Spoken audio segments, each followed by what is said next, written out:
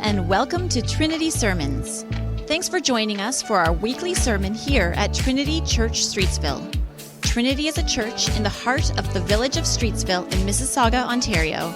We are a welcoming family of people who, in our own time, are seeking to love Jesus, live like Jesus, and lead others to Jesus. Now, this is episode 1 of our new sermon series, Jesus is the Question. Reverend Rob Herkmans will be with us today and looking into why Jesus asked so many questions. When Jesus asks the question, "What are you looking for?" in John chapter 1, Rob is going to be exploring how we find ourselves so often in the same position of the disciples. Now, before we begin, don't forget to subscribe to our podcast and stay up to date with all of our upcoming messages. Thanks for listening today. God bless.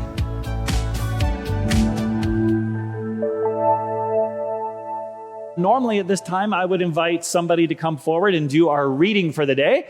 But you probably know this by now. A good portion of our congregation actually join us online. And so today we thought it would be wonderful if the person who did the reading was one of our online members, part of our E-family, as we like to say here at Trinity. And so today I want to introduce you to our reader. Our reader today is going to be Jack Graham, and he is going to be reading to us from John chapter 1, verses 35 to 42. The next day, John was there again with two of his disciples. When he saw Jesus passing by, he said, "Look, the Lamb of God." When the two disciples heard him say this, they followed Jesus. Turning around, Jesus saw them following and asked, "What do you want?"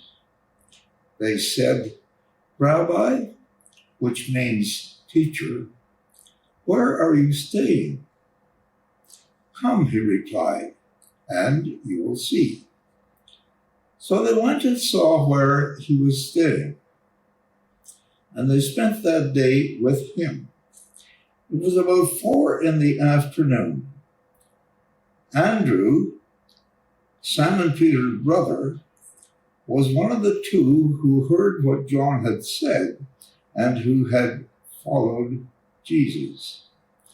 The first thing Andrew did was to find his brother Simon and tell him, "We have found the Messiah," that is, the Christ. And he brought him to Jesus.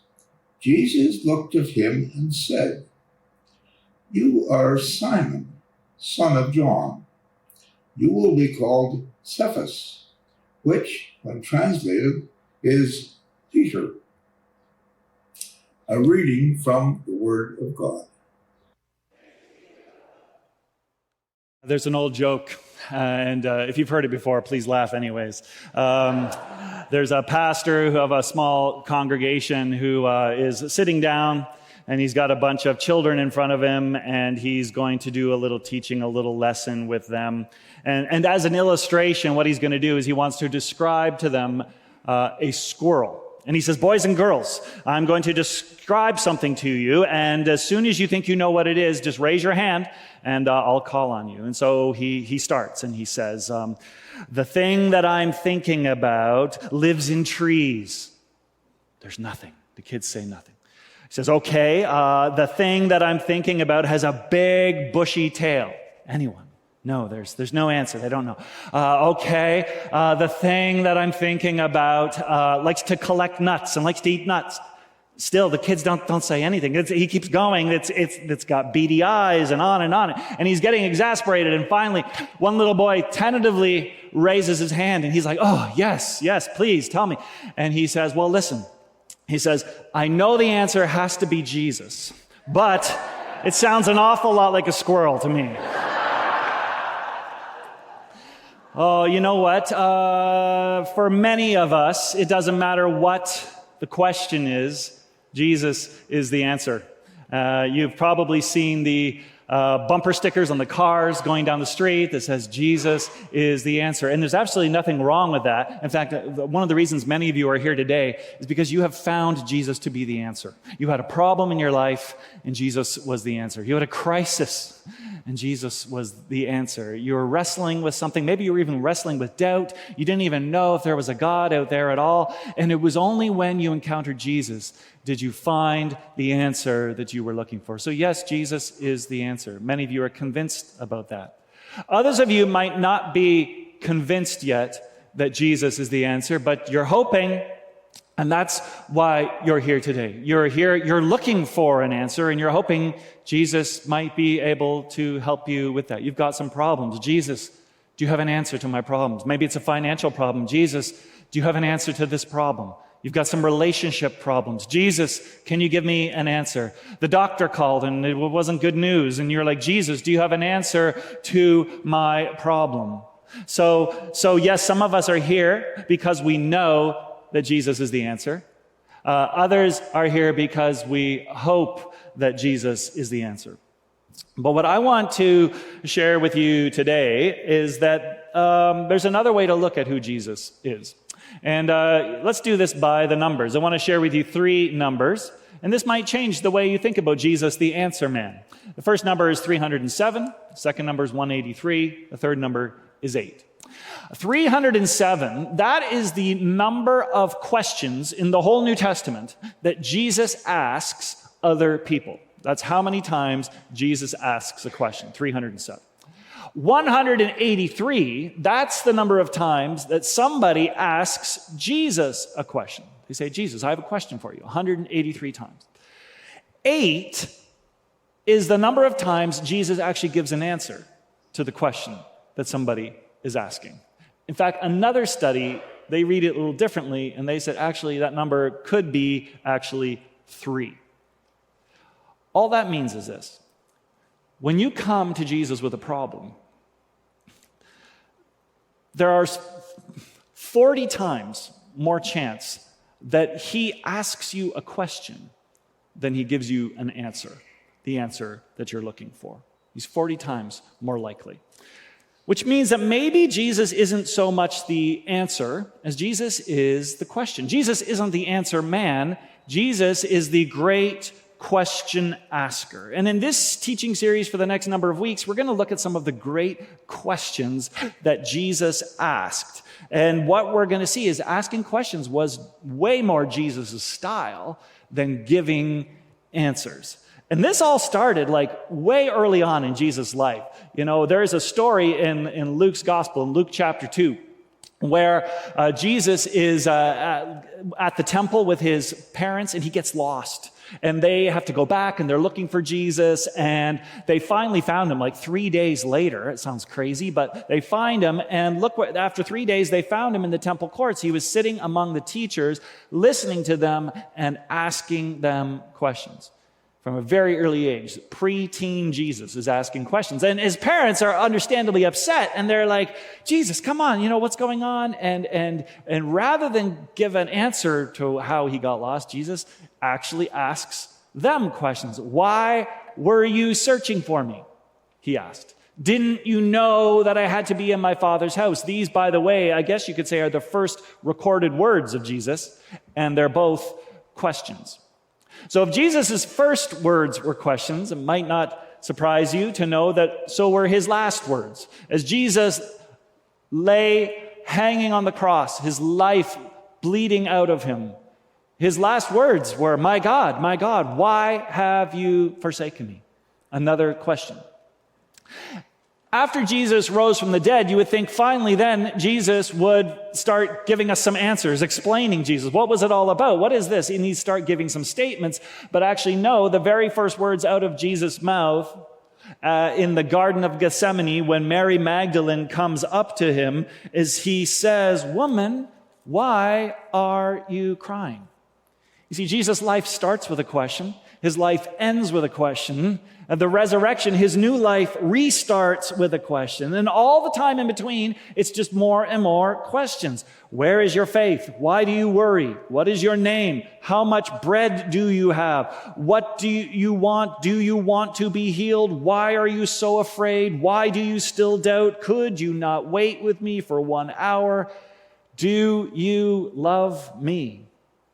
It's kind of funny because I often hear people say, oh, when I get to heaven, I'm going to have a whole bunch of questions to ask Jesus. And I think closer to the truth, that when you get to heaven, Jesus is probably going to have a whole bunch of questions he's going to ask you, because Jesus is the questioner. And he is the question in many ways. But Jesus doesn't ask questions for the same reasons that you or I do. And that's important to say, right? We usually ask questions because we want to know something. But Jesus asks questions because he wants to teach something. We ask questions to get something. Jesus asks questions to give something. We ask questions for our sake. Jesus asks questions for the sake of those that are looking for answers.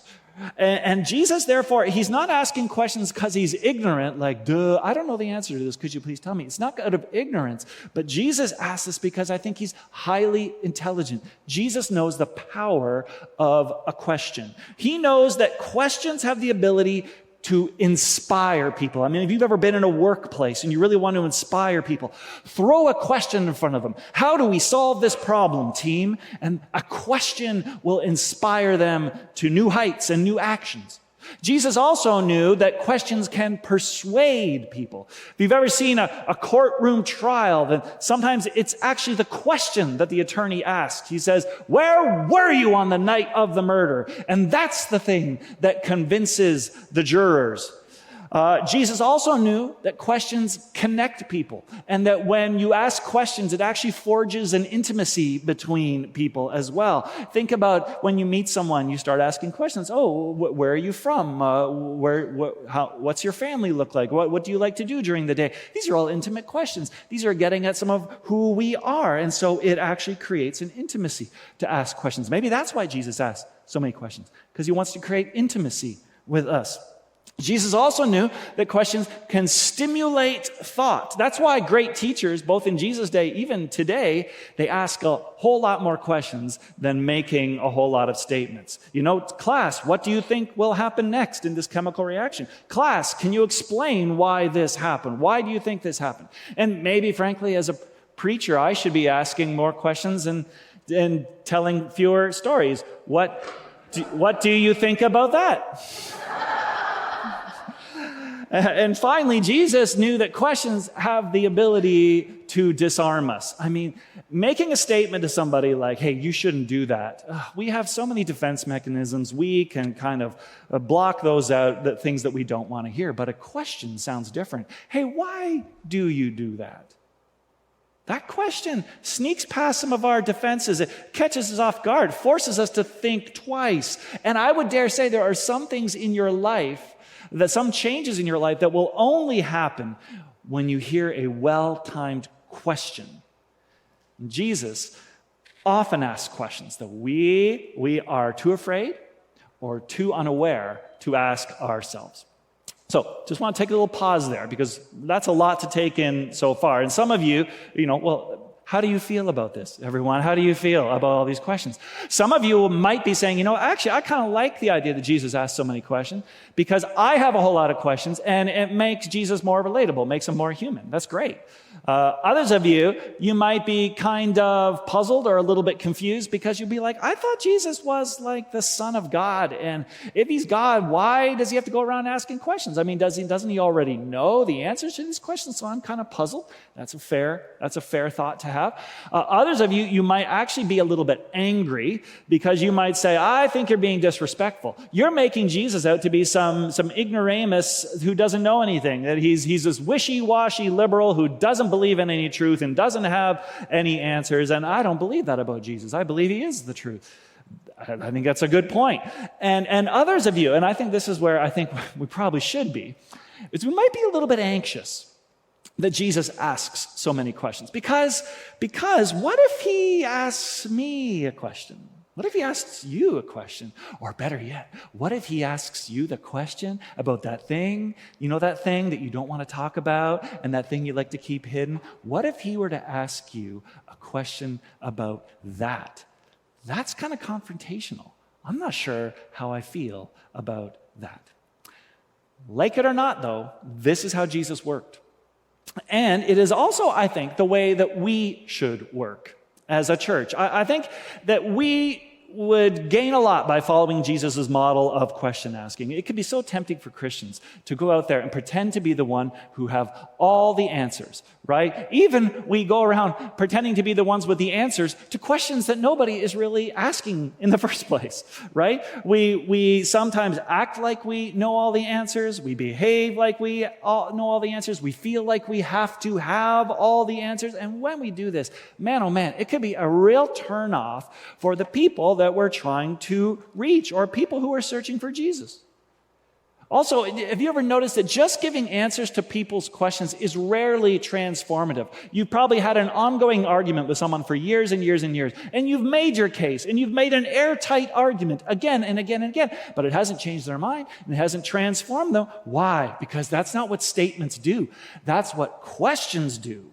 Questions get behind our guards. Questions are what Jesus used to initiate conversations. Questions are what Jesus used to get relationships going and to lead people into asking the deeper questions and leading them into deeper knowledge. So don't try to have all the answers, but actually rather help people ask the questions they should be asking, but maybe they aren't asking. Because more than an easy answer, a question opens up all sorts of possibilities. On that note, today I just want to look at one question in particular that Jesus asked just to get us started. And this is no ordinary question. This is a special question because Jesus asked this question multiple times, like 3 times. In John's gospel, he asks a version of this question 3 times, and each time he asks it, it's at a pretty pivotal moment in Jesus' life. So it's kind of an important question for Jesus. And here is the question, all right? It comes out in kind of different forms, and maybe there's different ways of, but here's the question. What are you looking for? Or who are you looking for? Or even, what do you want? The first time Jesus asked this question was in our reading today that Jack read, right at the beginning of Jesus' ministry, right at the very beginning, when his very first disciples decide to follow him. Jesus turns around and he looks at them and he says, "What are you looking for? What do you want?" The next time it appears is on the night that Jesus is arrested. He's in the garden, and a bunch of guards come up to him, and Jesus looks at them and he says, "Who are you looking for? What do you want?" The third time Jesus asks this question is in the Garden of Gethsemane after he has risen from the dead, and the crying Mary Magdalene is there, and he asks her the same question. He says, "Who are you looking for? What are you looking for? What do you want?" See, this question is interesting because on the one hand, it totally depends on the context how important this question is. It could be totally trivial. I could be shopping in a store and looking at sweaters, and a salesperson comes up to me and says, "Oh, what are you looking for?" Right? In that case, I would just say, "I'm just looking for a blue cardigan with extra long sleeves," right? It's a trivial question. It's an easy to answer question. It's hardly profound. But when the risen Jesus appears to you and asks you the question, "What do you want? Who are you looking for? What are you looking for?" Now, that one is not as easy to answer because that is a question about our longing. What are you looking for gets to that deeper question is like, what is it in life you're looking for? What is it you're longing for? What are you searching for? What is that thing that you think will fulfill you? And if you could only get it, then your life would finally be complete. What's the purpose of your life? What's the point of your life? What are you looking for? No. What are you really looking for? What do you want? What do you really want? That is a probing question that could stay with you your whole life long because it's so difficult to answer. You probably remember the hit song by the band U2. Bono wrote these lyrics in this song. It's a great song. It's called I Still Haven't Found What I'm Looking For. And in the song, he's talking about his search for meaning, his search for purpose. But he keeps coming back to this refrain. But I still haven't found what I'm looking for. And it's a neat song because I get the sense that it's not just that Bono knows what he's looking for and he's just can't seem to find it, but it's actually that he's not sure what is the thing that he's looking for in the first place. But there's this longing there, and there's this deep hunger inside of him, but he doesn't know what it's all about, and he doesn't know what he's really looking for. Many of us spend our lives exactly like this. We have this sense that we're looking for something. What are we looking for? We don't know. Well, what am I hungry for? What am I longing for? We try all sorts of things. We say, you know what? I think I know what I'm looking for. I'm looking for if I go to college and get a great prestigious education and get a degree and I can mount it on my wall, then I'll finally have what I'm looking for. And you go and you get all that. And then afterwards you say, I still haven't found what I'm looking for. And you say, you know, I think what I need is I need to make a whole lot of money. And many of us have done that. We've gone out in life and we've made a whole lot of money. And we say, this is the thing that I was looking for. That'll finally satisfy. But actually we do it and we say and we sing, I still haven't found what I'm looking for. Or we say it must be a relationship. I got to get me a girlfriend, got to get me a boyfriend. That'll be the thing that kind of finally fills that void in me. And then I'll finally have what I'm looking for. And we do it. And we still find ourselves singing, I still haven't found what I'm looking for. We get a job, we get married, we have kids, we buy a house, we go on vacations, we retire. But I still haven't found what I'm looking for. All the leading psychologists of the 20th century recognize there's a longing in us. Freud said we are looking for love. Carl Jung said people are looking for security. Adler said people are looking for significance. It's possible that we look our whole lives for those things. We are hungry and looking for things. King Charles, formerly Prince Charles, said there remains deep in the soul, if I dare use that word, he says, a persistent and unconscious anxiety that something is missing. There's some ingredient that makes life worth living. You know, sometimes our kids, they'll come into the kitchen and they'll open the fridge doors and they'll just stare in there. And they do it quite often because they're always hungry. They're hungry for something. And they look in there and they might say, oh, what do I feel like? Maybe I feel like some cheese. Maybe I feel like leftover pizza or this quesadilla that's been there for a week or whatever is in there. Probably not that. And anyways, they're sitting there. And eventually, at some point, I walk into the kitchen. I'm like, would you close the fridge doors, right? And they'll look at me and they'll say, but Dad, I still haven't found what I'm looking for, right? And maybe that's, have you ever had that feeling? I'm sure you've had that feeling. I think that's the same feeling those first disciples of Jesus felt when they saw him walk by that day. We're told the next day, John the Baptist, by the way, was there with two of his disciples, and he saw Jesus passing by, and he said, look, the Lamb of God. You're looking for something. That's what you're looking for. That's who you're looking for. That hunger, that longing, he's the one you need to follow. That's the person you're looking for. And when those two disciples heard this, they followed Jesus. And then Jesus turned around, of course, and he said, hey, what do you guys want? Right? He says that to you today as well. What are you looking for?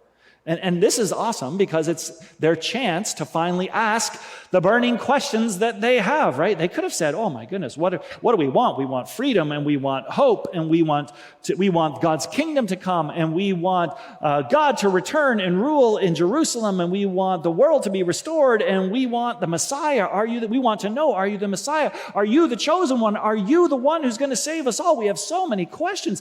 But instead, and I love this, but instead, what is the one question they do ask? They say, we want to know, where are you staying? It's probably not the question they really, really wanted to ask, but it might, I think what happens is when you're face to face with the thing you've been longing for, sometimes the words just don't come out quite right.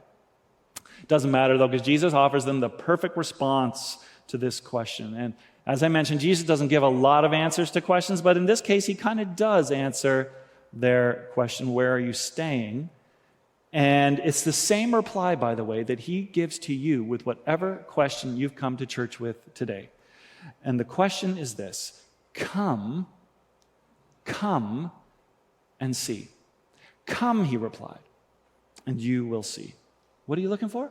Come and see. Jesus doesn't say, oh, I can give you 5 tips to lead a better life. He says, no, I'm going to give you an invitation. Come and see. Wherever you are today, whatever question you have today, Jesus extends that invitation to you. Come and see. There are some of us here today who we might call critical. We would say, I don't even know if I believe any of this stuff. I mean, I'm critical of Christianity, I'm critical of the church, I'm even critical of Jesus. Right there's how could there be a loving God? How could a God allow all this stuff to happen? That is some of the questions you come with today to church. And by the way, Jesus does not say, how dare you question me? Just believe and do as you're told. No. To your question, all those who are critical, Jesus says, come and see. Come and see. Come examine the evidence. Come and explore this faith. Come and see. Others of you, you're not so much critical, but you're curious, right?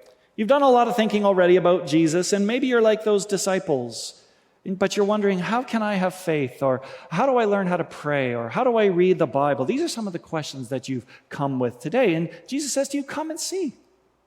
Come and see. Let me show you. Come and see how I do it. Jesus, in this case, maybe isn't inviting you to believe, but he's inviting you to follow him. Is that where you're at today? You're curious, but you've never really taken that step to follow Jesus. And if so, Jesus says, come and see. It's time to come and see. Others of you, we might call considering. Now, maybe you've been coming to Trinity for a few weeks, or you've been watching online for a few times, and you're wondering, I wonder if I should actually take the step and join this church community. I think to you, Jesus would say, come and see. Right? Come and see what it's like to be part of a community of ordinary people who are learning to follow Jesus in our own day. If Christianity was just a philosophy, all you'd need is the teachings of Jesus. But it's not a philosophy, it's a community. And so you need to come and see what it's all about, be part of the community. And then finally, I would just say, some of you who are committed, maybe you've been coming to church your whole life and you've been following Jesus for a long time. I think maybe when Jesus says come and see to you, maybe it's actually an invitation for you to invite others to come and see. Rather than trying to be the person out there who's got all the answers, why not follow Jesus' example and invite others to come and see what it's all about for themselves? So are you critical? Are you curious? Are you considering? Are you committed? Whoever you are, bring your questions and come and see. Augustine said, our hearts are restless until they rest in God. Pascal said, we have a God-shaped void in our life. And the psalmist said, as the deer longs for the water, so my soul longs for you, O God. What are you looking for? I invite you to ponder this question right here with us at Trinity. Rather than just coming here and sitting in a pew, bring your longings, bring your searching, bring your questions. Are you looking for community? Come and see. Are you looking for inspiration? Come and see. Are you looking for forgiveness and a fresh start? Come and see. Come and see that your questions are welcomed here, because everybody has the same questions. If you come here looking for nothing, that's probably what you'll find. But if you come here with your deepest questions, you'll discover that yes, Jesus is the answer to your questions, but even more, you'll also discover that Jesus is the question to your answers. So thanks be to God. Amen. Thanks for joining us today, and we hope that you found this sermon inspirational and encouraging as you go about your day and your week. And if you like what you heard today, please make sure to rate and review our podcast so that we can continue to reach even more people with the good news. Today's sermon was taken from the July 23rd, 2023 service at Trinity Streetsville, Mississauga, Ontario.